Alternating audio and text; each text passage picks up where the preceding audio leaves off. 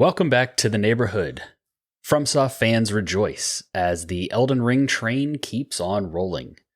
This year, one of the most interesting and anticipated games on the horizon is Elden Ring Nightreign, a spin-off standalone game set in the Elden Ring universe that sees players work together to gather enough strength across 3 in-game days to defeat a challenging Night Lord boss at the end of the 3rd day. Dylan and myself got to play this game early, and in this episode, we're going to talk about that experience.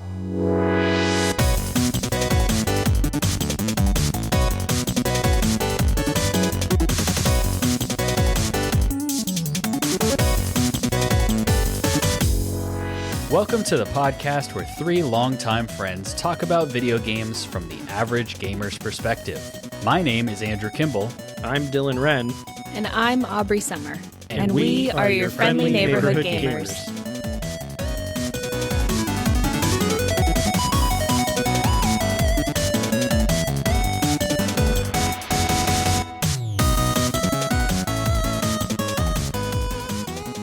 So before we dive into this conversation, if you enjoy the podcast, if you like what we do over here, please leave a 5-star rating, a review on your podcast app of choice if it allows it.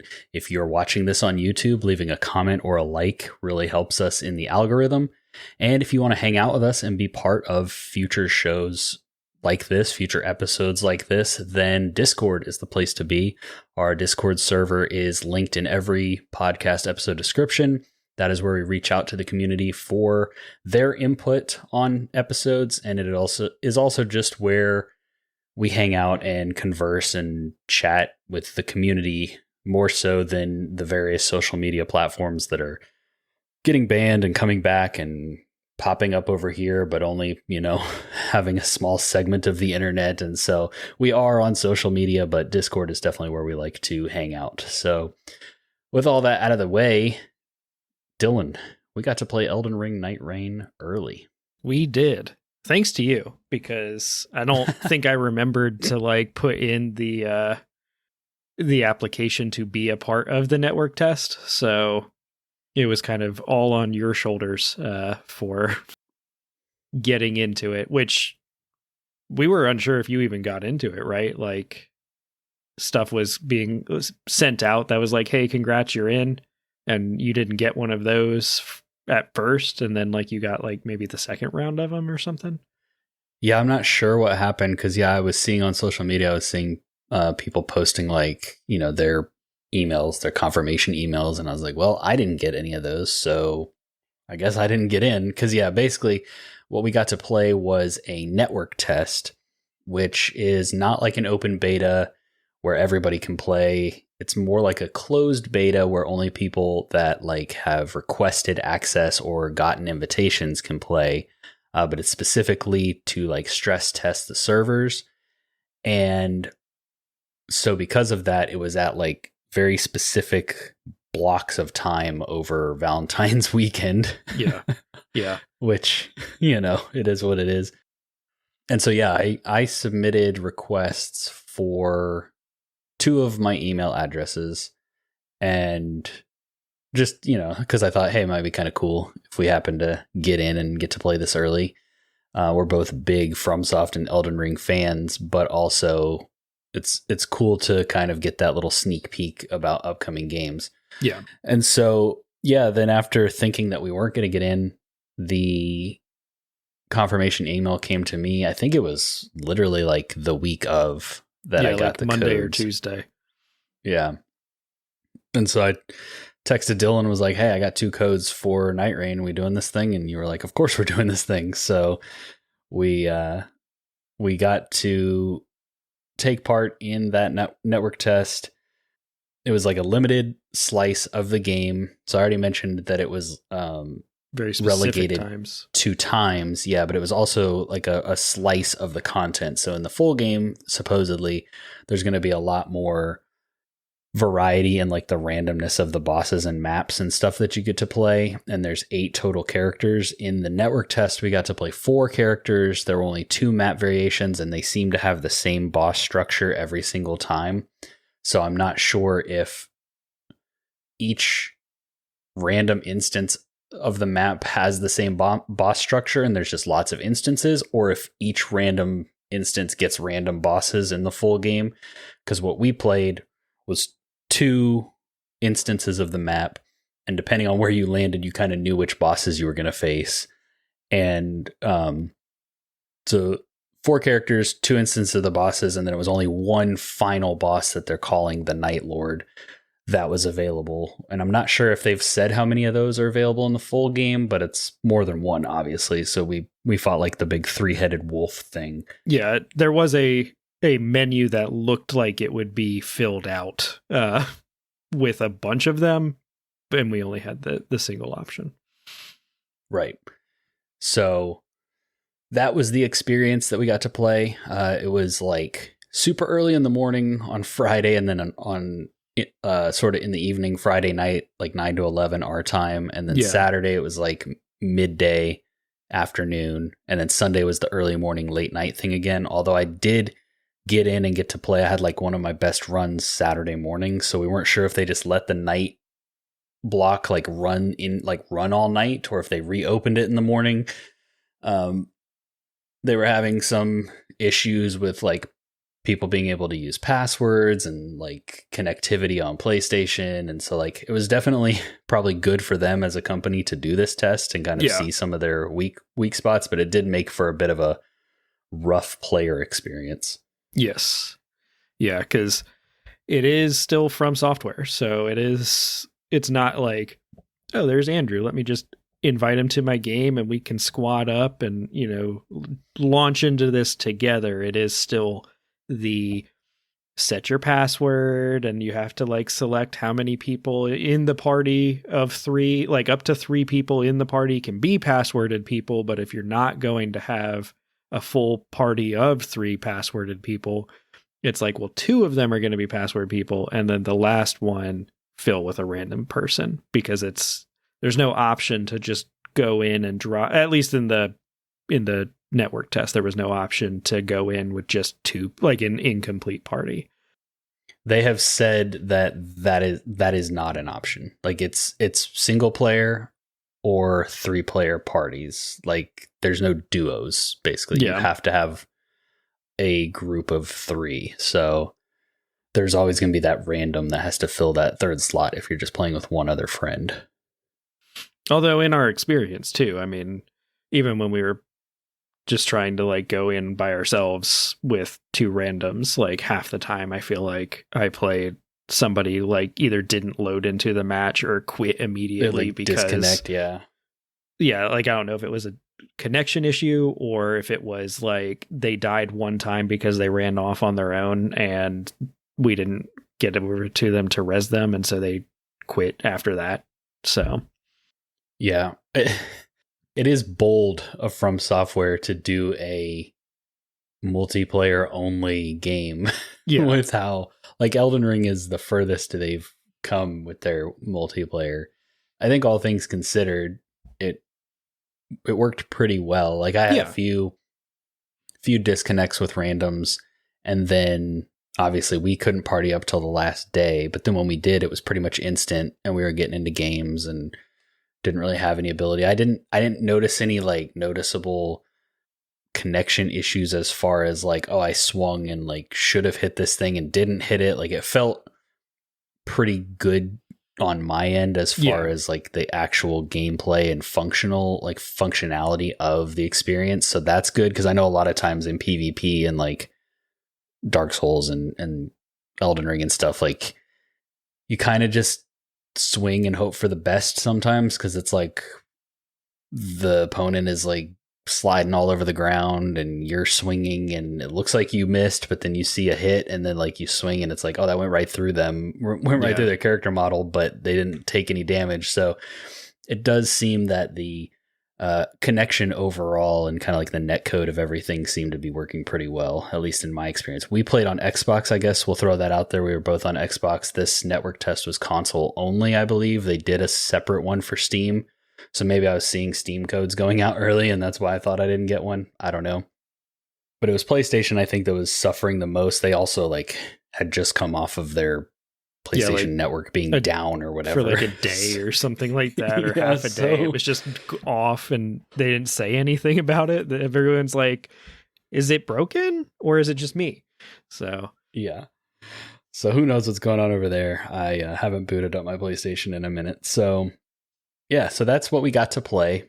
The rest of this episode, we're going to move into how it was, what we thought about it. We kind of started dipping into that a little bit, but we're going to share our early impressions of Elden Ring Nightreign, what we thought of the changes to the gameplay, all those kind of things. To kick this off, we're going to start with a couple of questions that we got from our community. We reached out to our Discord community, like I mentioned at the start, and asked if they had any questions about Elden Ring Nightreign, as you know, we're really cool people who got to play it early. So Dylan, why don't you go ahead and read the first response that we got? Sure. So the first one that we got was from Dave, who got his podcast Tales from the Backlog. So you may have heard him on our show previously talking about Elden Ring and other From Software properties. So he asked us, do you think Nightreign has anything to appeal to people like me who love Elden Ring for reasons other than the combat and boss fights? Yeah, and I think you are probably better suited. Because I think you and Dave approach these, like, I love the exploration in these games, but that's kind of like the whole point for you and Dave. Like, I also enjoy the power fantasy and the boss rush and like the combat aspect of things. I think that's why I liked Sekiro a little more than you, or a lot more than you. Yeah. And so I think that you are probably better suited than me. Like, I have my opinions on this question, but why don't you kick it off?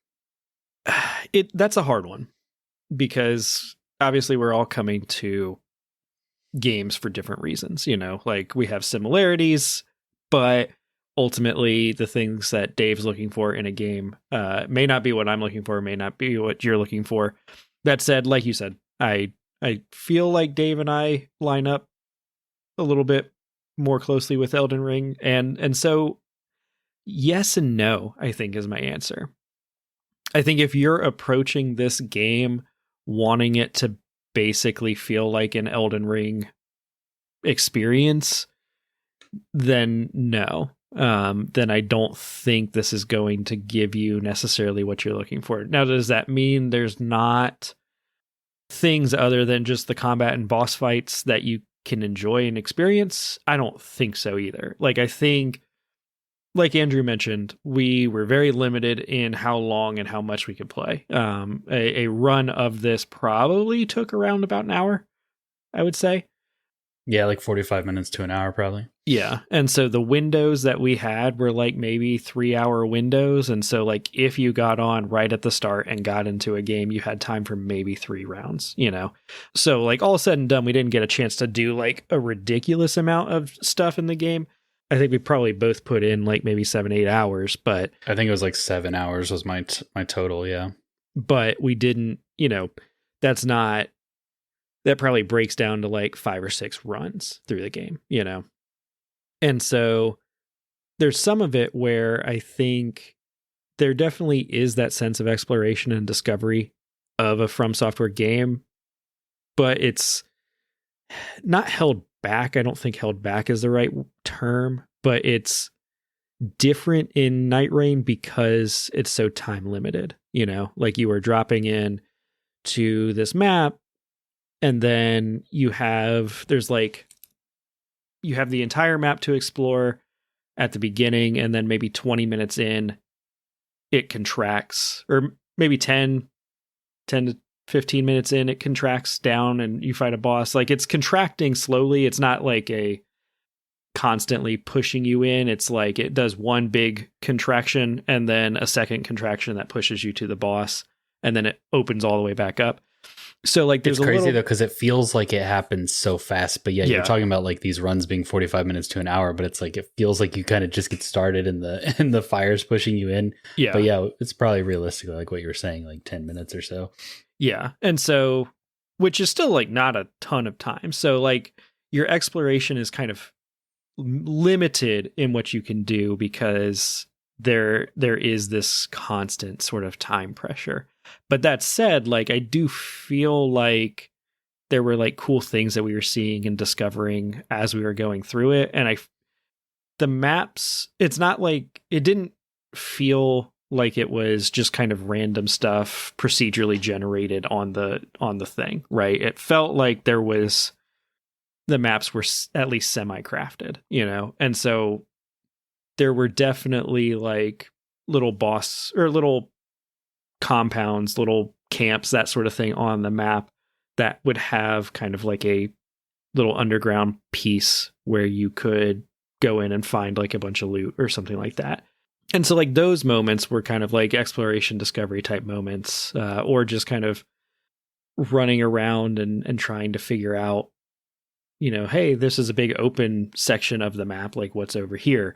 So I do think you get some of that. And then there's a whole like underground level to the map that I don't think you and I really spent very much time in, because I think we tried it once or twice and got lost while we were trying to to explore down there and got killed in like the fire that came and pushed us, because you have a lot less ability to get out of it when you're underground.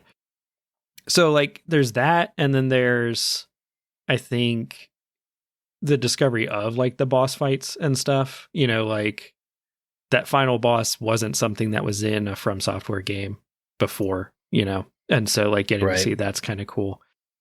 And just like if you're approaching it as like I enjoy Elden Ring, it'd be cool to kind of play this with some other people that if you're not like normally a multiplayer games guy, I could see this being something that hits enough of the things that you do like to maybe get you into it.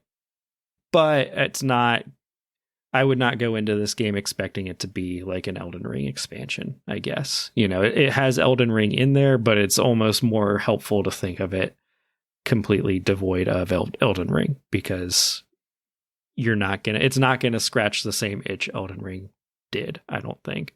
Now, that said, the big caveat is the single player mode was not available. So I don't know how that is, you know. We were playing the 3-player mode.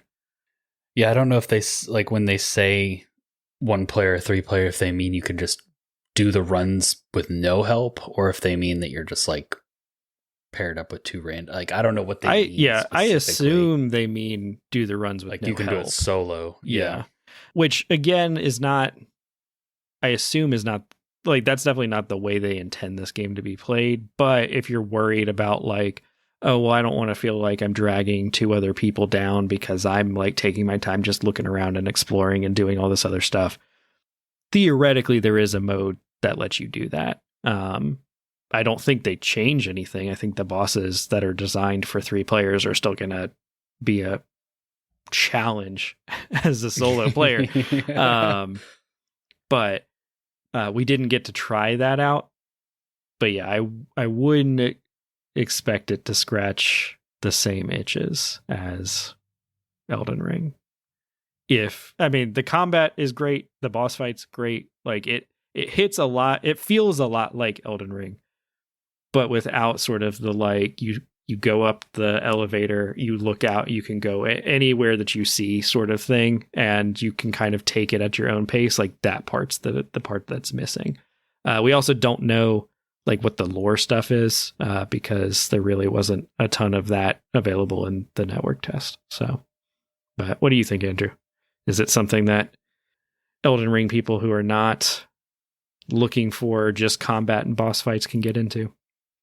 I mean, I think they can, but like you said, it is a game built on the Elden Ring skeleton, but it's got completely different goals. And so they tweaked how movement works. They tweaked how leveling and weapons, and you're playing pre-made character. Like there's a lot of player agency taken out and kind of like placed back in basically like how you decide to cobble together a build and how you decide to work together with your teammates, as opposed to how am I going to overcome this challenge. And yeah, like a big part of these games, especially Elden Ring being like open world, is I'm just going to kind of meander over here and explore and see what happens. And like, this is, you're being pushed constantly in Nightreign. Like it feels like you never have enough time to kind of do what you're trying to do. And so I think that's a very different feeling that they're trying to invoke, a different experience that they want to create with this. Yeah. And so I think there's definitely something there for people who appreciate Souls games, but you kind of have to know what you're getting into up front. I think if you go into this imagining like a traditional Souls game, I think you might be a little bit let down. Now, like that said, It is a budget title. They're selling it for $40. So you have a little less skin in the game if you don't like it. But yeah, I do think that like what Dave really appreciates, like kind of the art of these games. I think that that's still there, but it's a lot less. And like they've replaced it with something else, like a different itch that they're trying to scratch. Yeah. Yeah, like exploring and looking around and like taking in the world definitely feels like pretty much every poison swamp area of like a From Software game, where like you're trying to explore, but your health is also constantly ticking down basically because you're poisoned. Like there is that sort of time crunch on you constantly. So yeah, and you're trying to go from boss, like you're trying to go from either camp to camp or boss to boss, or like basically you're trying to farm maximum levels and like the best gear you can. And so basically anytime between fights, like Dave was saying, if, you know, other than combat and boss fights, anytime between fights, you're basically like looking for the next fight. Yeah. Because you're running. You're not like taking in the scenery usually. Yeah, it's like they want you to kind of be frantically pushing and basically seeing how much stuff can I kill, how many levels can I get, like what are the best weapons I can get before I'm out of time and I kind of have to move on from this spot. And so, and a lot of the stuff, if you've played Elden Ring, is stuff that you've seen. Like a lot of it is new bosses, but a lot of it's like just more like remixed. Like we were being chased by Margit a lot. And we explored like what is that castle, that like little outpost in Limgrave. Yeah, it's where you do the not the Horalu quest, the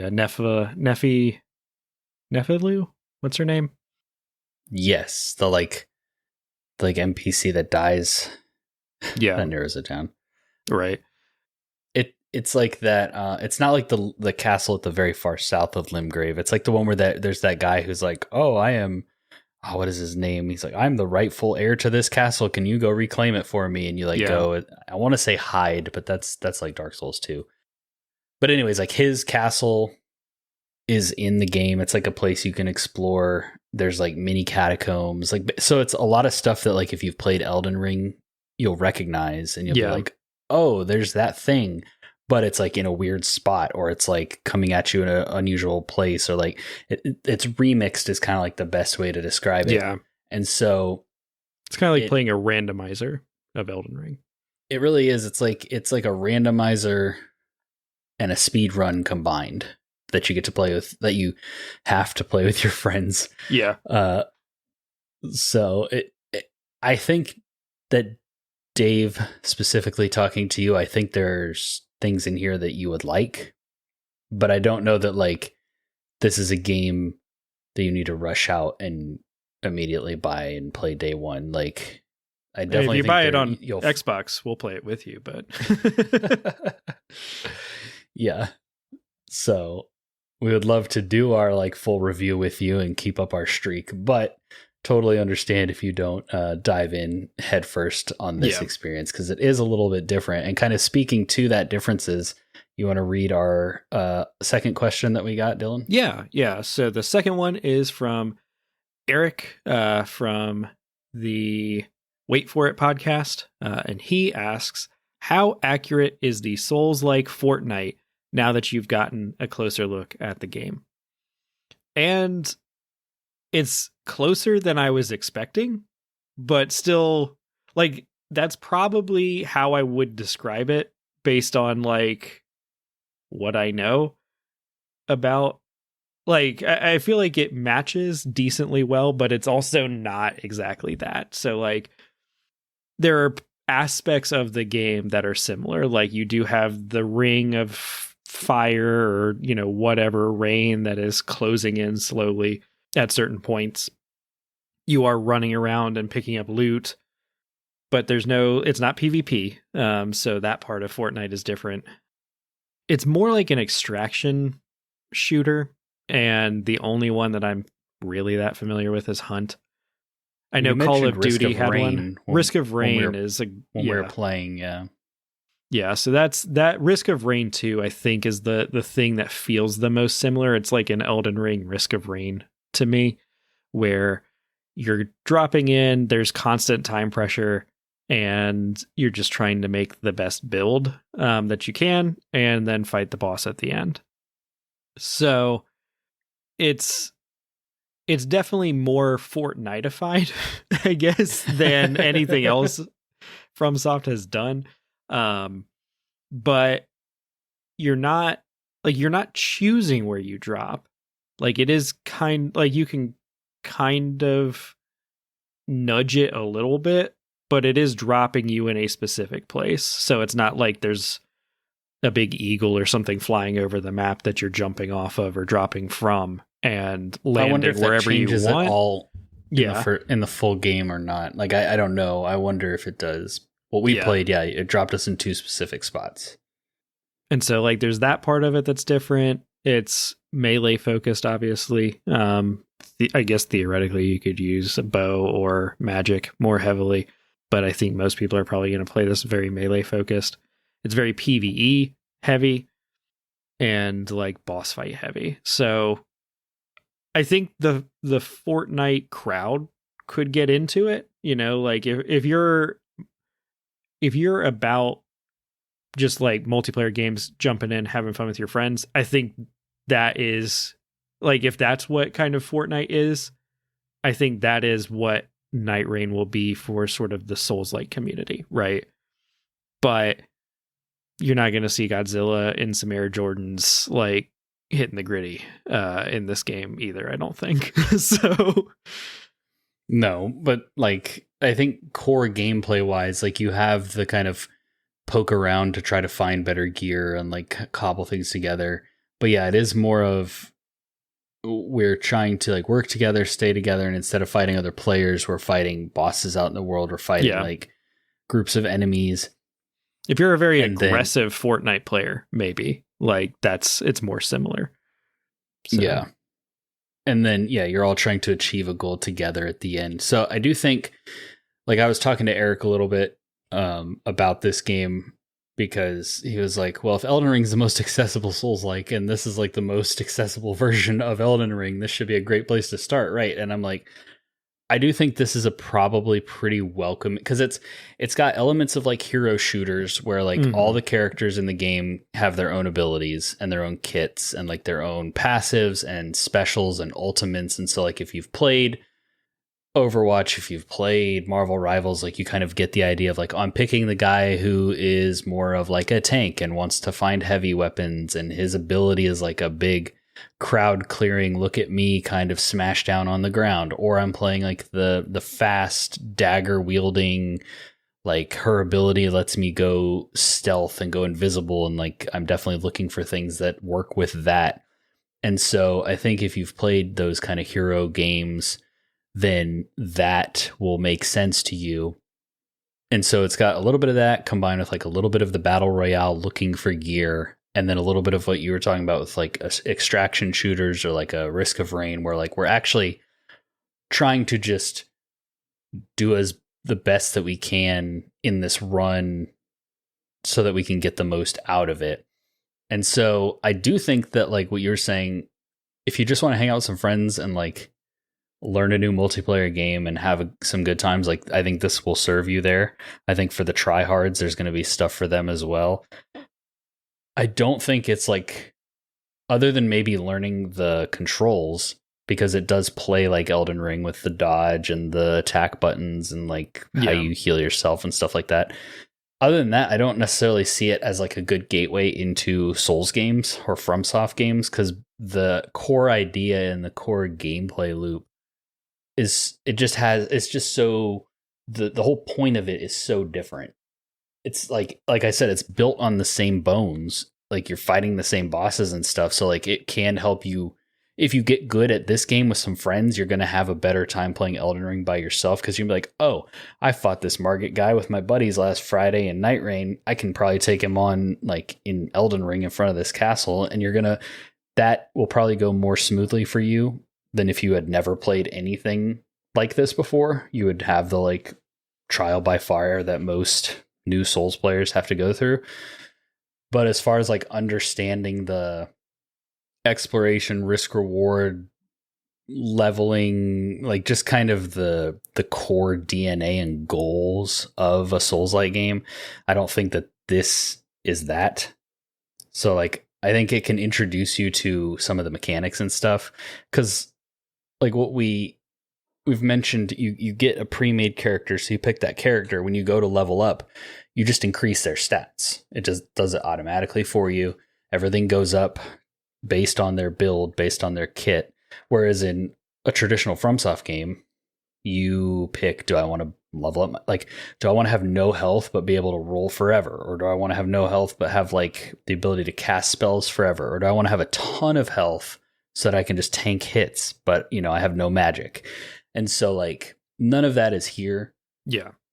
It's here in the sense that like, I'm going to pick the character that's better at magic, but it's not here in like the player like agency and creativity and like that aspect of it. So like, I think it can be an interesting way to get into the like mechanics of Souls maybe a little bit, but there's still a lot that like core FromSoft and even like other Souls like games, because now it's a genre, things that those are trying to do that this just isn't trying to do. It is much more of the like hero shooter, Fortnite, Risk of Rain kind of like, that's the idea, but we're going to see how it works with Elden Ring gameplay, versus like, hey, what if I like, could I just play Elden Ring with two of my friends? Like that's not what this is.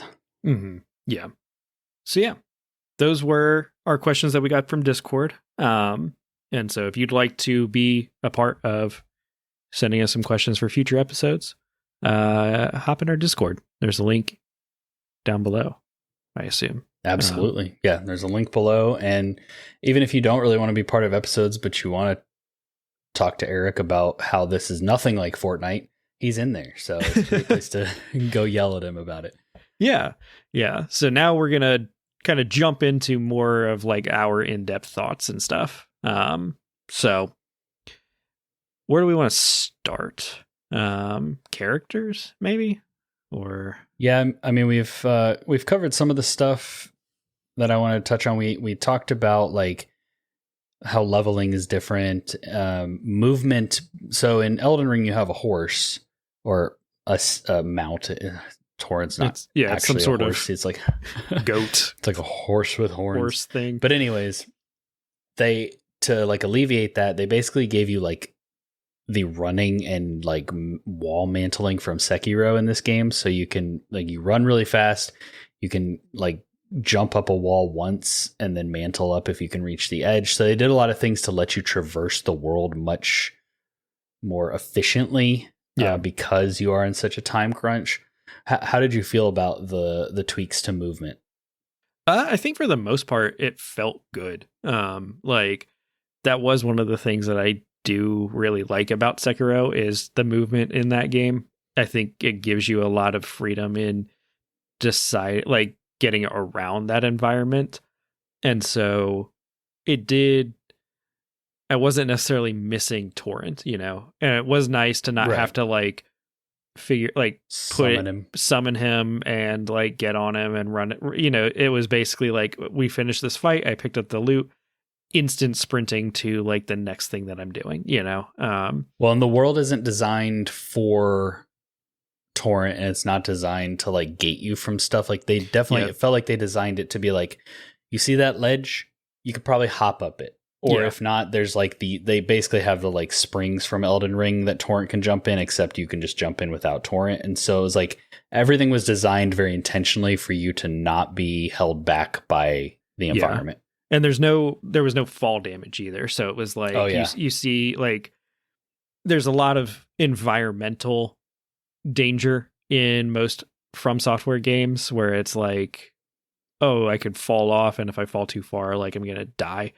In this, it was like, I'm at the top of this cliff, I see something down there that I want to get, let me just jump off, and you're there. Like your character does a little roll and they're fine. Which also helps. They very much wanted you to be able to like keep up your momentum.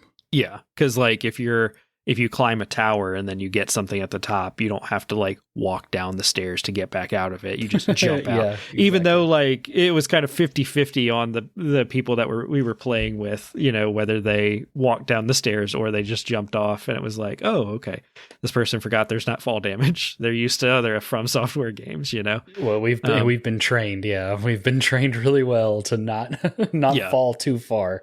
Gravity, number one cause of death in FromSoft games. Yeah.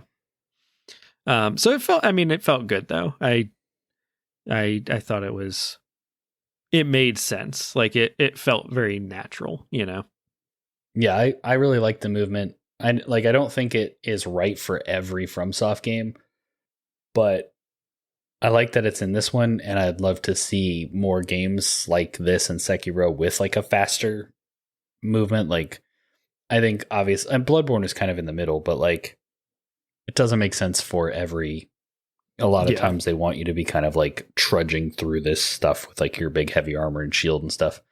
But yeah, I also really liked the movement. I liked like what I kind of already said, like the world design felt like the world and your movement were working hand in hand really well, I thought, in this experience, to be able to like let you just maintain your momentum. Because also like when that Ring of Fire comes in and it catches you mid boss fight, and you decide, like you and your team decide, no, we're committing to this boss fight and we're going to kill it in the fire to get like our loot. It's nice to have the ability to like get out. Like you can run, you can jump, you can eventually like you can get back out of that. Like that is a risk reward choice that you're able to make because you're not hampered by the movement speed. So I thought it was a good choice, and I thought it worked pretty well. Like, we haven't really seen mantling and wall jumping and stuff really other than Sekiro. And so it was cool to see it work so well in this game. So we talked about characters. There's like 8 total characters. We got to play 4 of them. The 4 characters in the network test were the Recluse, who was like kind of a witchy caster, like probably the coolest looking. I mean, they all look pretty cool, but she looks really cool. And then they had Wilder, who is just like standard Dark Souls Elden Ring man. guy. Yeah. Yeah. And then they had Duchess, who was like the daughter of the Firekeeper from Dark Souls 3 and Maria from Bloodborne. And so she is really cool. And then they had the Guardian, who was a bird man with broken wings, who like seems purely inspired by this game. Like we've never really had bird I don't people remember him in anything else. in any other FromSoft. So he kind of reminded me of in Zelda, they have like the Rito people, they're like the bird people. So maybe there's some inspiration there. But Recluse was like magic. Wilder was like Dark Souls, standard Dark Souls man. Duchess was like your sneaky, stealthy dagger chick. And then Guardian was more of like your shield and spear kind of tank character. So I think we both dabbled in all of them a little bit. Who did you find yourself gravitating towards as we played through the network test? My favorite was Wilder. And it's how I tend to play these games. A smaller shield, a sword of some kind that swings decently fast, not like this big, heavy, slow weapon, not a poke sort of weapon. Kind of like your average long sword. Yeah, standard, when you think about like standard sword and shield man, that is how I tend to play at least these games, at least my first playthrough. And so I found myself gravitating towards Wilder. His special move, he has a grappling hook. And so you can use that to kind of get around the environment. I almost never did that because, number one, with how good the movement was, it didn't really feel like I needed that part of it. And then also, I kept forgetting that I had that ability. But then you can also use it like in combat to, if there's smaller enemies, you can pull them towards you. And if it's bigger enemies, you can, like a boss or something, you can pull yourself towards the boss, like get back into the combat pretty quick. So I was using it more in combat, but still not like a ton. And then his ultimate move, he like charges up a big like blast with his like crossbow grappling hook thing, and shoots it off. Usually will, like, if you charge it fully, it'll usually damage, like knock whatever you're fighting down and like give you an opportunity for a critical. And so I think all characters when they're doing their ultimate are immune too. So like it's a nice little like charge up, boom, knocked that person down, can get the, you know, critical on them sort of thing. I did use like, I mostly did like short sword and shield stuff. I liked the ability to, you know, if you running low on health or, you know, that sort of things, like you could play it more defensively, but I also usually had the option, like I'd picked up, you know, 2 big swords or something that I could swing around and use like the same weapon type kind of attacks. So he also had his passive ability, which would basically give you 1 revive per run, which is nice. Oh, yeah. Like you could go down, and because that's something we haven't really talked about, because this is multiplayer, like when you lose all your health, you go down, you don't die immediately, and so your teammates can revive you by hitting you, which I think is a cool twist on, like, you don't have to hold X and both be like out of commission. The person trying to get you up is still swinging their weapon, so like they can potentially be fighting the boss or defending themselves or whatever. Like it's chaotic in some of these boss fights, but it also is like, oh, the idiot's down again, I get to go hit them with my hammer a couple times. Like it kind of serves 2 purposes. I think it's a pretty smart choice. Yeah. But the character Wilder you're talking about, like he can go down once per run and just immediately pop back up. Yeah. So, and with that too, during like a regular, like during the day thing, if you don't get revived, you just respawn and you lose a level. But in like the fight, like the boss fight that ends each day, if you go down fully, your teammates basically just have to beat the boss in order to res you. Yeah, so when you go down, there's like 3 chunks of health, and so like the first time you go down, they just have to hit you till the first one's gone. Then the second time there's 2 of them. Then the third time there's 3 of them, and then I think if you go down the 4th time, it's like they may still be able to get you up, but it like it's basically not worth it at that point. Yeah, it would take like both of them using their ultimates to like get you back up, and yeah, at that point it's like they would be better served focusing the boss. I found myself gravitating towards Duchess, which, you know, probably doesn't surprise anybody. She's the most Bloodborne-y character. Like she is, her ultimate makes you and your teammates invisible, which is great for like getting a teammate up off the ground if they're down because the boss can't see you. It's great for like sneaking up and engaging enemies in stealth before going into full battle.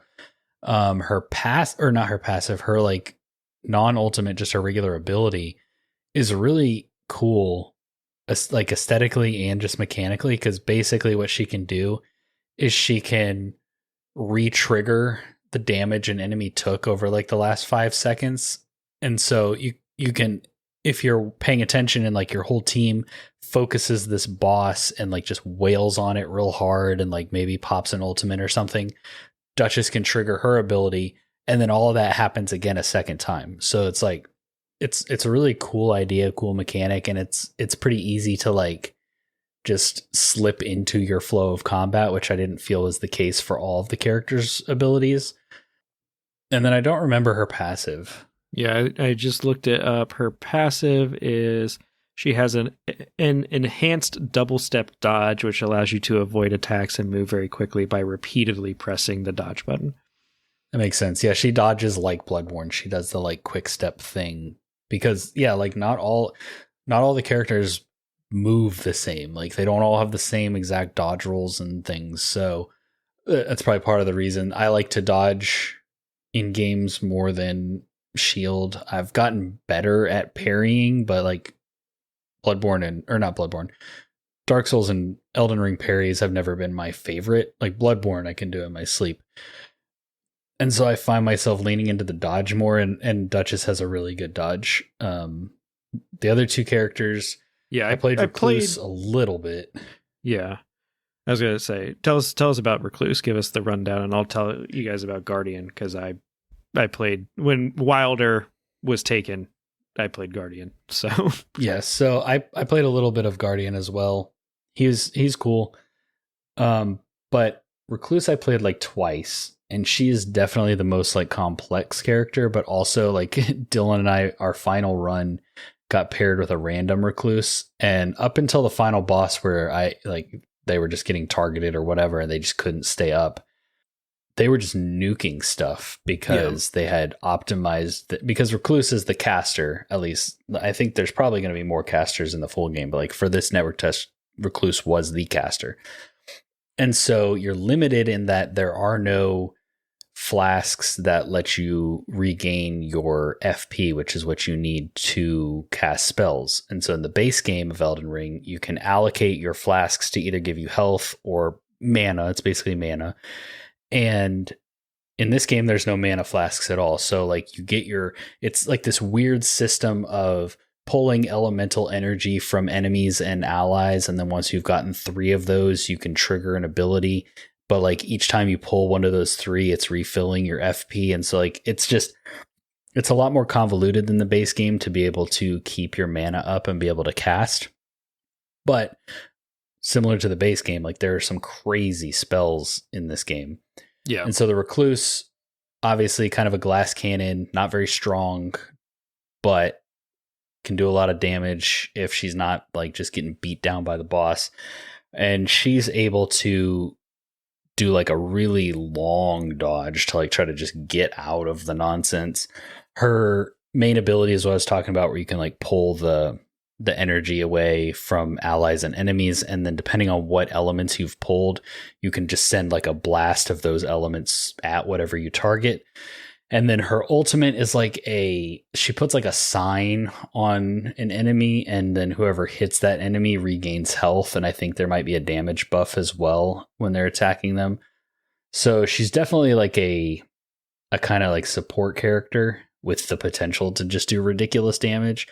I think that in the full game, I'll probably try to learn her a little bit better, but considering we were on limited time with this network test, I was like, like the whole FP management system wasn't like, it hadn't clicked for me. I hadn't like jived with it. So I was like, I'm just going to stick to the more melee focused characters for this. But I love her aesthetically. And I also like, I think that she's really like the potential is definitely there. But what about Guardian? Yeah, so Guardian was my go-to when somebody else had picked Wilder. Now you could, like, there wasn't a limit. Like, it's not like if somebody picked Wilder, you're like, oh man, like I can't beat this. You could have a full party of Wilders, but it can be helpful to have like a bunch of different roles filled. And so I would pick Guardian, who would start with like the most HP. Starts with this big, like heavy shield, and like a halberd that you can kind of like hold the shield up and poke out from behind it too. His passive, like if you dodged while guarding, it braced yourself for like a stronger guard that like reduced your stamina less or something like that. So if you got good, like it's a little weird to get used to, because normally in these games you're either like you're blocking with a shield or you're dodging. You're not doing both at the same time. And his regular skill, he creates like a little whirlwind around himself that knocks back enemies and knocks some of them down or something like that. It's kind of just like, oh, I'm getting swarmed. Let me do this real quick to like get me out of being mobbed here. And his ultimate is like he jumps up in the air, slams down, knocking a bunch of things away, like knocking all the enemies away, and like I think he puts like a shield or something. Like if you hold it down, he puts shields on like allies and stuff in the area too. So I usually would use it like if somebody went down, I would try to slam down on them to like instantly bring them back up, essentially, because it does enough damage that it brings like the little chunks that you have to do if somebody goes down are damage based. So if you do enough damage, you can just bring them back in like one hit. It's just most of the time you're not doing that. But with his ultimate, you could. And it was fine. He wasn't my favorite. His dodge did feel like a little weird. I did still prefer Wilder because it played the most normal, but I did like, I had to resort to a build similar to his to beat the DLC to Elden Ring, Shadow of the Erdtree. So I'm not unfamiliar with kind of that play style. It's just one that I enjoy personally a little bit less. And I played him earlier in the beta or the network test. Like I played Wilder for the most part towards the end. And so there was some of it where I was still kind of getting used to just how the game worked and like how builds work, because that's way different than it is. Like that's where the learning curve I think was the most for me. So yeah. So those are the 4 characters we got to play. I know for sure in the trailers we've seen like a big, super heavy kind of guy. So I'm not sure like exactly what the other ones are. There's a bow guy that they have fully announced. I forget what his thing is called, but like they have like shown him as like the 5th character. And then when I was looking at like the different characters, there is like a big strength build character that just hits things with a big something. And then it looked like there was like I forget what the class is called, the samurai or whatever in Elden Ring, right. Or yeah. I think there's one that's kind of similar to that. That makes sense. And then probably the last one's like a holy caster versus the like int caster that we got in the network test. Yeah. I'm definitely gonna have to try the like Unga Bunga build. Mm-hmm. Yeah, that one will be fun too, I think. So, but it's also, I guess, I guess, so this is part of the thing that I think is hard for me to kind of wrap my head around, right? Because they took away like weapon requirements. They took away like your stats, at least like easily seeable stats, right? Like you're not choosing to put more stuff into strength or dex or whatever. And so there's a part of it where it's like, do your weapons still scale with that kind of stuff? Or is it just like they are scaling based on your level? Because like as Wilder, I was grabbing long swords, great swords, that sort of thing, stuff that felt like it normally worked. But like, there's nothing that stops you from picking up, like you could be a Wilder that runs around with like 2 daggers, or a bow. Like there's nothing that stops you from doing that. And so I guess my question is, did you do that? And did it feel like it was not working for you? Because I had a run where I used like 2 claws as my character because I just happened to find them. And I think I was a Wilder, and it didn't feel like it was punishing me for doing that, Yeah, I don't know that it punishes you necessarily. I just think that certain things synergize better, because I think that as you level up, certain characters like get more health, get more stamina, get more FP, whatever. And so it's like, well, if I'm playing a character with low FP, it doesn't make a lot of sense for me to pick up a staff and try to start casting. When I played as Duchess, there was one game where I was doing bleed damage. I had found some good bleed weapons, and I picked up kind of like it was like just a short sword or like a rapier or some kind of weapon. and it did more damage, and it had bleed on it. And so I was like, well, I'll just use that in my like primary hand. But I found that using that weapon, I was less effective than using the dagger I had that had bleed, just because of how much more quickly I could get hits in with the dagger.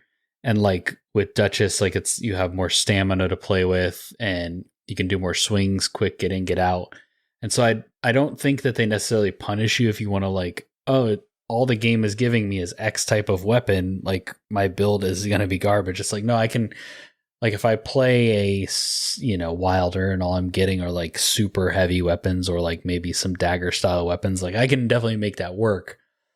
But I think that there is kind of like your stats are leveling based on your character. And then there were also abilities that we didn't touch on. There were like abilities you could put on your character between runs that would like, I know I had one that was, do more. It's something that dealt with like big hammers. So it's like, if you're using a big hammer, there's some bonus, like benefit to that. And so like, but it was only available for Guardian.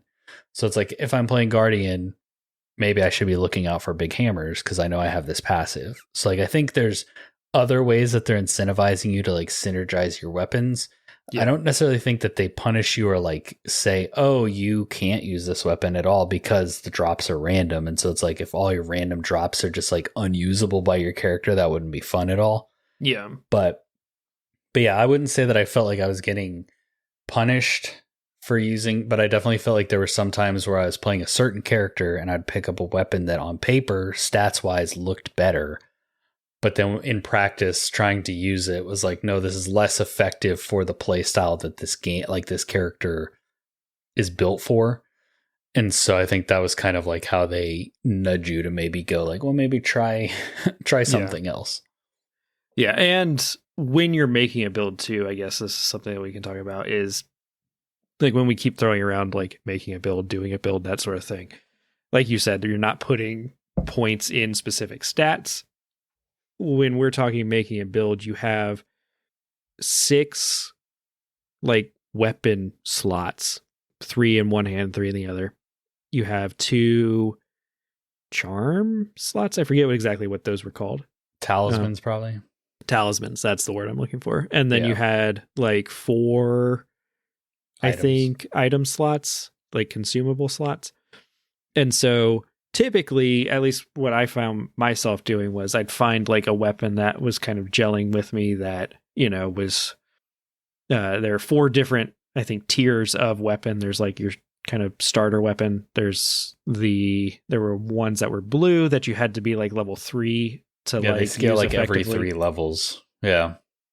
It's like 3, 6, 9, 12. Yeah. So I guess there were 5 tiers of weapons then. I can't remember the 4th color though. I think there was like no color, and then blue, purple, orange, and then there must have been one other though. There was gold. Definitely wasn't there a gold? Maybe is that what you mean by orange? Yeah, I don't know. There were definitely weapons that were like level 3, level 6, level 9, and level 12. Yeah, we're just forgetting a color. There was blue. Was it green, blue, purple? Maybe there was orange? A green, and I'm just like resisting remembering that. Yeah, maybe green and blue just look too similar. I don't know. Yeah, but there was like kind of the standard like gear tier colors. But like essentially, you usually would just find like one of those that was kind of gelling with you. I usually would find like a purple or a blue or a purple that was gelling with me by the end of the run, and that's like my primary weapon, right? But everything else that you're picking up, like when you pick up a weapon, it has like, this is how much damage or DPS or whatever it's going to be doing, right? But then it also has other modifiers under it. Like it might have like, it does this much damage and it does this element of damage. So it might be like fire or ice or poison or something like that, bleed. And then it also has like 5% less stamina consumed while blocking or something like that, or I forget exactly what some of the modifiers were, but you get those modifiers, right? Even when you're not using that weapon. Like you're holding it, but you're not like using that as your weapon. Right. When it's in your inventory, you get those like passive buffs. And then, so like basically the weapon you're actively using, you get its like damage abilities and stuff. But then everything else in your inventory, you're getting those like buffs as well. So like it behooves you to like maybe pick up a hammer. You know, like for me, it was like, oh, I'm playing the like quick stealthy character and a greatsword just dropped. Instead of not even looking at it and being like, oh, greatsword, don't need it. It's like, oh, well, actually this greatsword has like, you know, +5 to bleed or something. It's like, I'm running a bleed. Like I'm trying to bleed my enemies.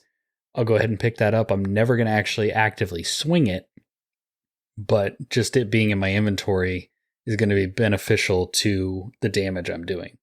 Yeah. Yeah.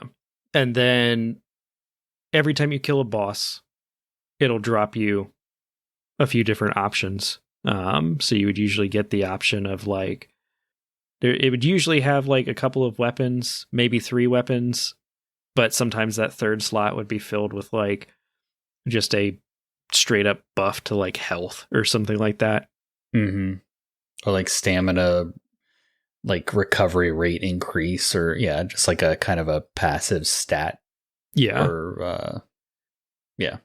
And then like the big bosses that you would fight like at the end of each day would usually have like a little bit crazier, like they'd have better weapons or they'd have like crazier stuff. Like I know I got one that was like anytime I was like running or rolling or something, it was like doing magma. Like it was doing some sort of I got one where like when you're walking you would shoot like frenzied flame. Yeah. And I know someone, I think that recluse that was on our team had one that would like call down like red lightning when they were doing something because that was going off constantly, you know? So, so like you're trying to cobble together this build of like, okay, here's what's been dropping. Here's what I'm using. What's going to help me, you know, like guard counters is a big one that's coming to mind, where as the wilder, I would use a lot of guard counters. So I'd block and then hit the right trigger to like do a guard counter. And so I was trying, like there was a run, I was trying to just find as many things that would give a bonus to like how powerful those guard counters were, you know? And then like you mentioned too, there's after the end of each run, you get, I forget what they called them, like stones or something, but there's like, it's like a ritual stone or something. And it's essentially like passives that carry over between runs that you can equip in the round table hold that sometimes like a lot of them have something specific that they buff on a specific character. One of the ones I was using let all of my weapons do rot damage in addition to anything else. So, you know. Yeah, and I had one as wilder that would like anytime I healed, it healed my allies as well. And so like you can kind of just use those to kind of tweak how you want that particular character, like what is the purpose of that character, or like you know, just really try to stack your main or whatever. So they're basically all those things combined are how you're trying to cobble together a cohesive build that can take on some of these bosses, because the bosses were a mixed bag in this network test. I don't know, like we don't know how old the build is that we played. We don't know if they're taking balancing into consideration, any player feedback off of this. Like I imagine they probably are. There's one boss, like I felt like overall most of the bosses felt pretty fair. Like you fight the big flower and it's not too hard. You come across like a Leona Misbegotten, it's not too hard. Margit shows up, like he could be pretty tough. Like he has some, like he goes into phase 2, he's doing bleed, he's dropping like magic bolts everywhere. He's pretty tough, but he's not too bad. The final boss I felt like was adequately difficult for like the end of a run. But then there was one boss in particular that was like the what do they call it? It was basically the horse knight that can cast a bunch of lightning, the Crucible Knight, and he has 2 smaller horsemen knights at his side, and that boss felt like the hardest in the experience. And looking on like Twitter, that's not just that's not we're not the only ones with that opinion. Yeah.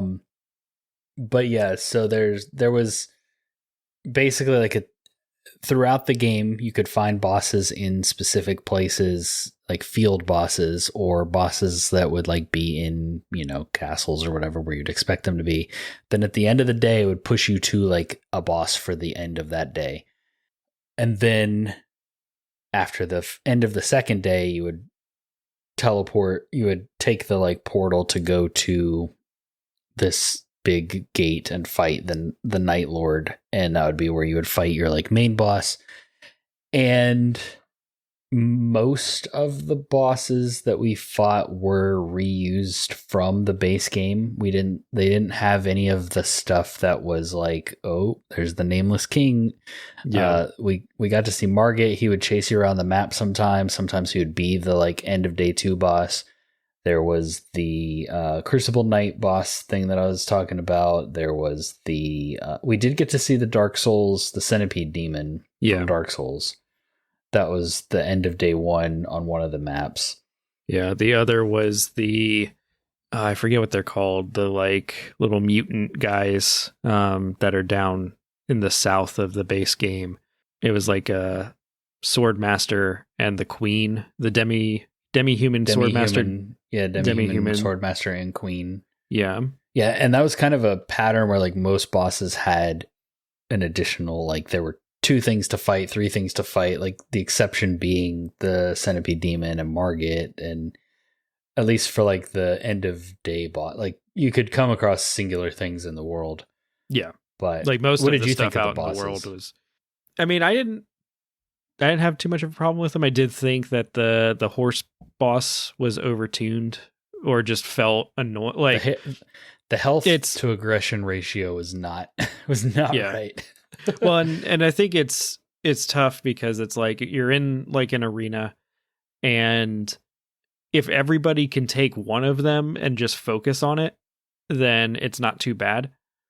But if like 2 or 3 of the bosses decide to go for a single person, like that person's just screwed, like that. Yeah. And then that starts kind of a death spiral of like that person gets taken down. Now there's 2, like someone's definitely going to have 2 of those knights on them.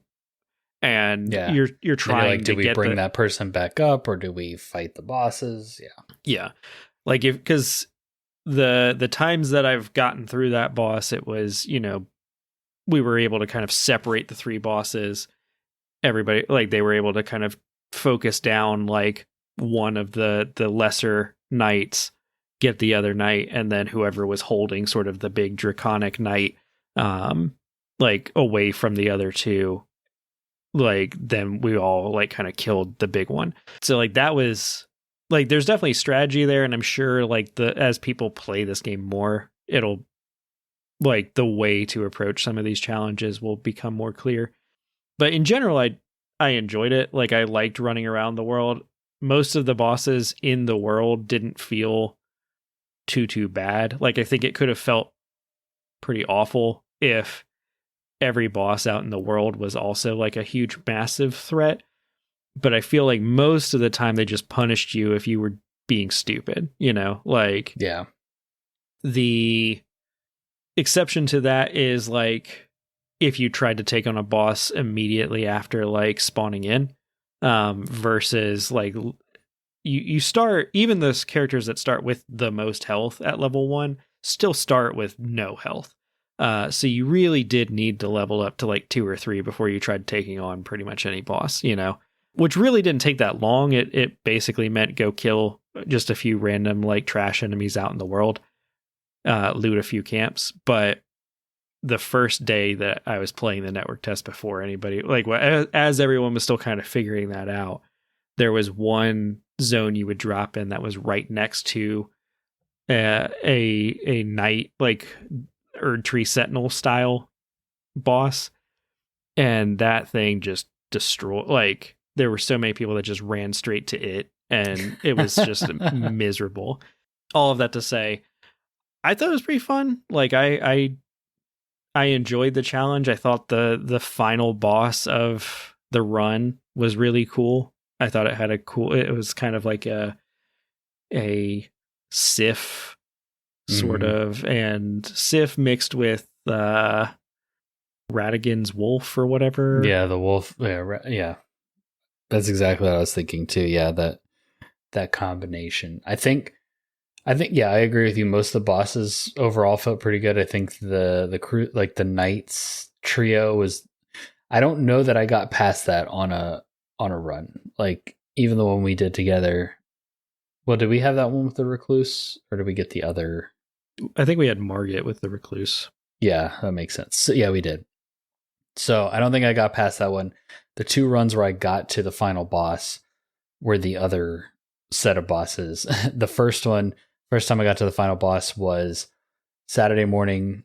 I booted it up and was like, oh, it's still active. I'm going to play. And so I play, and like wife and kids are getting up, getting ready. They're like doing stuff around me. And then we usually go down to my parents' house around 8:00 in the morning and have breakfast. And so they're all like getting ready. They're getting ready to head down there. It's like 8:00, 8:05, something like that. And I'm like, just go ahead. I'll be down. Like I'm at the last. I've never gotten this far. I'm going to try to beat this boss. I'll walk down there when I'm done.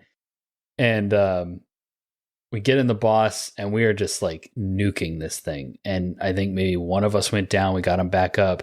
I was playing Duchess, and I had like the sickest bleed build. Like we were just crushing it. And then all of a sudden, one of the players just disconnects. The boss has like 1/8 of its health. I'm like, well, that's a really weird choice. Why would you quit now? But whatever. And then I literally go to do the final hit on this boss. I'm like, R1 swing, click, this thing's dead. And it's like, you've been disconnected from the network. Thanks for playing, whatever. And I'm like, oh my God, you gotta be kidding me. And then the second time that we got to the final boss was when you and I were playing with that recluse, and we ended up not being like, that character, that recluse was just destroying everything as we were exploring. But when we got in that final boss, like I said, I don't know if they're getting just like targeted or what, but they just could not stay up. And so it is tough when it's 2v3, because the boss can split into 3 pieces. And it's also just like they give these bosses tons of health, and I think they dial up the aggression because they know like you're playing as a team. And so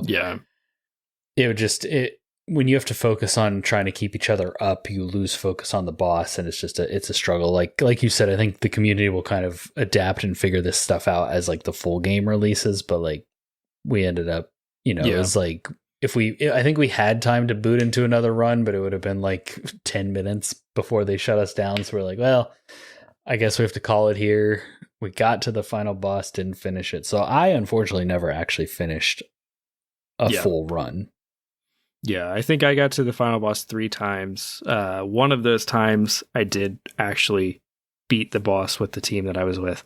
I think that was during the random, like when it wouldn't let us match with each other. Yeah. If you're watching the YouTube version of this, you're either seeing gameplay of that run or the run that Andrew and I did together where we made it to the final boss and then died with it on like a quarter health. Yeah. But it felt good. It felt like a good challenge. I thought the design was really cool.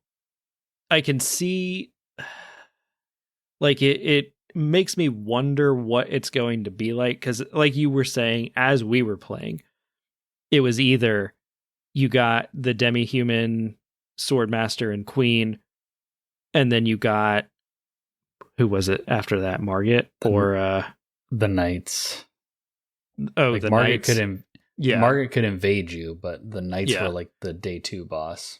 Yeah, so you got that one, the demi-human, and then the knights, and then you went to the final boss, or you started with Centipede Demon and then fought Margit, and then you went to the boss, like the same final boss. So, like, there's the question that I have, which is like, okay, is that like, is it the same progression, or was that just kind of like what they were doing for the network test? And it's like, here are 30 different bosses that can show up as your day 1 boss. Here are 30 different bosses that can show up as your day 2 boss. And it's just kind of like randomized as it goes through. Or are there going to be patterns of like, oh, it's this kind of a run? Or like, because like you said, once you kind of based on where you dropped, you had like a pretty good guess of which boss you were going to be facing. And so it's like, okay, is that how it's going to be or not? But I thought it was cool. I'm excited to see them bring, like, we've seen in trailers like bosses that were in neat, like none of the old From Software games that are new for this game. We've also seen returning bosses that were, in some of the other ones. So I'm excited to see like what they do and who they bring back, and if they continue to bring, like, add more bosses and bring stuff in, like, I don't want to spend too much time on some of that because I know we're going to talk about it as like, as we're wrapping this up. But, boss wise, I thought it was pretty fun, except for the knights were a bit annoying. Yeah, and we can definitely move into kind of like those final thoughts. Some of the things that I want to pick your brain on is like, are you still as excited for this game as you were before you played it? Has this tempered your expectations? Has this made you more excited? I mean, I'm still excited for the game, and I'm still going to pick it up. I'm still going to play it. I think we're going to have fun with it. But also, I think like we are kind of predisposed to like this game. I mean, yeah, we're big From Software fans. We also enjoy going through like the From Software games co-op, and so this is kind of like, what if we just made an entire game that was that, So I think like we'll have fun with it. I'm still excited for it. I think my big question is like, if it was full like $70, would I be picking it up? And I don't know for that. Yeah, it does. What I've played, it does feel like $70 would be too much, but they're not charging 70. Like they're charging $40, which feels fair.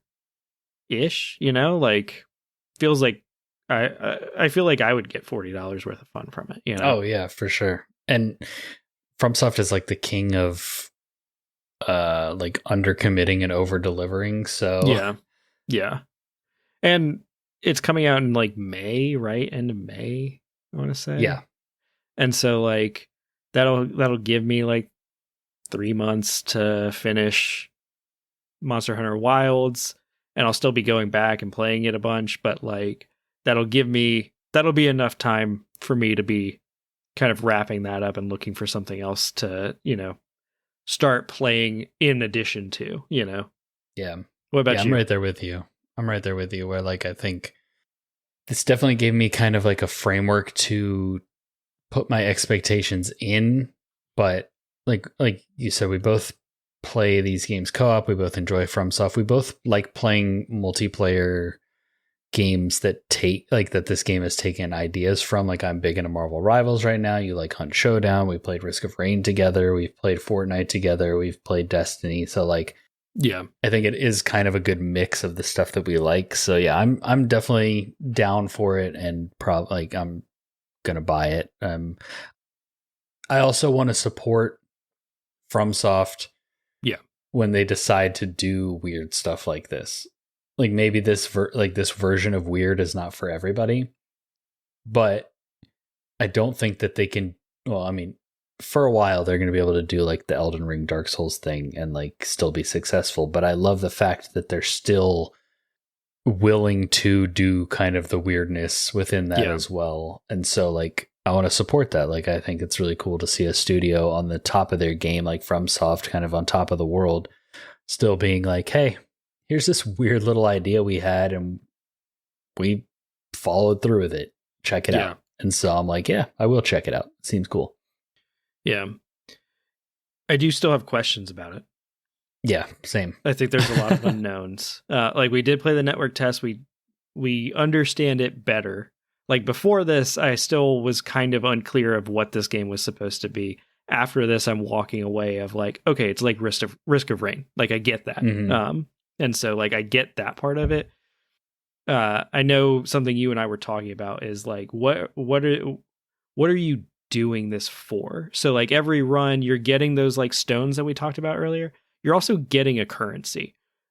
And there was nothing in the network test to like spend that currency on. So there is some of a question of like, okay, so what am I like? There's clearly something like, is it upgrades to our characters that are like permanent? Do I have to unlock more character, like, or you're going to have 4 unlocked at the start, and then you're going to have to unlock more characters with this currency. Yeah. Are there different loadouts that each character can have? Some of the stones that we were getting were like, would have a power that was specific to a type of character. There were like 4 different colors of the stones, and some characters could only hold like 1 or 2 of the colors, and you would get like ones that were not one of those 2 colors that had something for that character. So it's like, is that just a random weirdness where you can just sell that stone, or like, are there ways that you can upgrade and get like different colors for each character?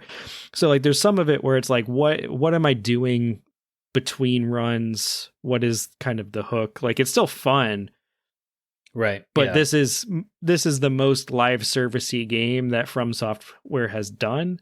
And I guess there's part of me that's like, what's that part of it going to look like? You know, are there going to be cosmetics? Are there going to be upgrades? Are there going to be things that I can do with my character? Are you going to like release this and be kind of just done? Or are you going to like continue to like throw in some new bosses, or like new iterations of maps, or new points of interest on maps? Are you going to continue to add it? Like, we know there's going to be 8 characters. Are there going to be more? You know, are there going to be 10 characters, 12 characters, 20 characters, you know?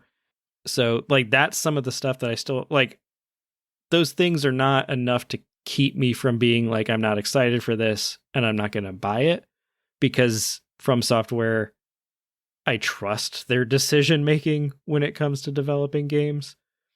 That said, those still are questions that I have and want to know about, you know? So what about you? Any? I'm right there with you, where it's like, playing the network test, my main thought was, why am I doing this? Is there like a narrative pull that's like, is there like an ultimate Night Lord that we're like trying to defeat? Like, you have to defeat each of the like lesser Night Lords to get to the ultimate one? Or is it going to be more of like you were talking about, the traditional live service thing? Like, am I going to be able to buy a Maria skin from Bloodborne, and like is that going to be what pulls me through? Yeah. Or is it going to be like we touched on the, what if they add map. Gehrman to the game? Like, what if you can just straight up be Gehrman? That'd be sick. I mean, and who knows? They haven't. FromSoft either has completely forgotten about Bloodborne, or they know how much the fans like it, and that's why they haven't shown anything from it in this game. Like, maybe the like cleric beast is one of the Night Lords or something. Who knows? Yeah. But that was kind of my biggest takeaway. Is like, I like the core gameplay idea. I like the loop. I'm having fun playing this moment to moment. But why am I going to keep playing it moment to moment? And so it's like, what is the ultimate goal? Am I going to do this because I want to fill out a codex of bosses? Am I going to do this because I want to be able to purchase additional characters? Am I going to want to do this because, like, is the goal similar to Monster Hunter, where I just go on runs because I want to make my character as badass as possible? Like, that wasn't clear from the network test, and that's kind of like my biggest question. We talked about like the runs, like, will the bosses be more randomized, or will they be set based on the map you get? Like, those questions we have as well, but we've touched on those. So my biggest question was kind of just like, what is the carrot on the stick? Yeah, because like there's some of a carrot that's like, we know that there's going to be like at least several different Night Lord bosses. Like, we fought the one in the network test. There will probably be like, let's say that maybe there's 10. So there's going to be at least some of it where it's like we're being pulled through, because it's like, okay, there are 10 of these like final boss options. We're going to, you know, beat all 10 of them. And I guess my big question is like, okay, once I beat all 10 of those, is there something that's keeping me back? Is there some sort of progression? Like, keeping me coming back, is there a progression where I'm like upgrading characters or getting cosmetics, or am I just continuing to play it at that point because I enjoy the gameplay, which is still fine. Like, I don't think that's a bad thing either, but it is one of those things where it's like, is all it is going to be just, here are 10 options for the final boss, and once you beat all of them, you've kind of like, quote unquote, beaten Nightreign, right? Like, you finish the game. Yeah. Or is there like a more long-term support thing that they've got going on? Like, I know somebody posted, it's probably on Reddit because they were being like a negative little bitch about it, but like someone had posted about like the terms of service for Nightreign included something about like microtransactions, right? Or and so they were like whining about that. And it's like, is that going to be something that is right? Do they keep giving this game this legs that, it's like, here are some cosmetics, here are some new characters that you can purchase, and we're continuing to like add new bosses and add new stuff? Or is it just a kind of like, we are releasing this, once we release it, it's pretty much just done? Or are they going to do it like their more traditional games where it's like, this one comes out a year and a half, 2 years later, here's like a big expansion for it that adds like a whole 10 more bosses, 10, like a new, like, I guess I'm just wondering, like, what does this game look like a year or two from now, Yeah, exactly. And I have the same exact questions. We don't have answers for them. Yeah. And any complaints, because my main complaint is that they use the little like tiny icons that are virtually meaningless to tell you like what type of damage your weapon is doing and like bonuses and stuff. And I really wish they would just clean that up and write it out in words, because when you have magic that's blue and ice that's blue and like cosmic power that's blue, and then when you have fire and bleed and like maybe something like dark fire or whatever that are all like orangey red, when you're trying to quickly evaluate, hey, what does this thing do? And you've got this little tiny icon that's like, it's reddish. I hope that's bleed, because that's what I'm trying to make. That part's just annoying to me. just write it. Just write it with words. Yeah, no, I don't really have any complaints. I think that's a fair one, though. Like, for me, it's more of like questions that I'm curious to see if they answer. And then if they don't, maybe they'll become complaints. But yeah, the icons, I think it's because I'm like so used to FromSoft at this point. I'm like, oh, well, that's darker red. It's probably a bleed. But that's definitely something they could clean up, especially in a game like you said, where you're trying to make quick decisions. Yeah, well, it's like that blessing that you get from Fia in the game. There's like not a week goes by on like the Elden Ring subreddit where somebody's like posting a picture of like the icons underneath their bars and being like, what does this mean? It won't go away. And somebody's like, that means you have less health overall because you talked to Fia and gave her a hug, And so it's like that part of it, I'm just like, just clean that up, just fix that, put in an explanation or at least a legend that tells you like this icon means this. So right, yeah, no, for sure. But yeah, cool. Yeah, no, I think that was a pretty good overview of our experience playing this game early. Let's go ahead and move into housekeeping. As far as the podcast goes, really the only big thing is that Aubrey will be having her baby soon. And because of the way that this network test fell, you probably haven't heard her voice on the show in a few weeks. But we have recorded at least one episode, maybe more by the time you're hearing this, that have included her. They just have not come out yet. But she will be taking a hiatus when, she has her baby, obviously. So just be kind of prepared for that as we go through this year. As far as anything else on the podcast front, I don't think there's anything to report. We have some cool topics and stuff lined up that we're excited to talk about. Dylan, what about YouTube? What's going on over there? So on YouTube, we had a video come out this past week. Andrew talking about 5 more games that may have flown under your radar. So go check that out if you're interested in maybe some games that you haven't heard of. We've also been playing around with just the YouTube version of the podcast. So if you're watching this on YouTube, let us know what you think of seeing our faces and like gameplay and stuff intermingled. And also, feel free, since you are basically the only platform that easily lets people just like and comment and subscribe to things, hey, do that. If you're on YouTube watching this, that'd be cool. And then we've got a video coming out. I think it'll be out by the time that this episode airs. That is going to be a preview of a little game called Stash, a card looter, I believe. The card looter. Yeah.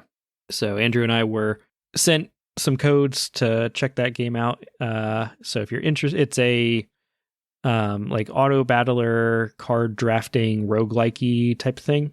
And so there will be a little preview if you feel like watching that. I believe it is going to have a demo on Steam Next Fest.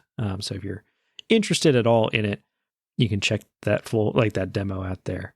So it's not an ad. We weren't paid to say that, but we did receive codes. So keep that, take what we say about it and our like shouting out of that video with a grain of salt. So yeah, that's what we've got on the YouTube front. We are getting very close to breaking 1,000 subscribers. So if you're listening to this after like an hour and 30 minutes and you're not subscribed to our channel, it'd be super cool if you would subscribe and help us get over 1,000 subscribers. We're coming in on that like last 100 at this point. So yeah, that'd be cool.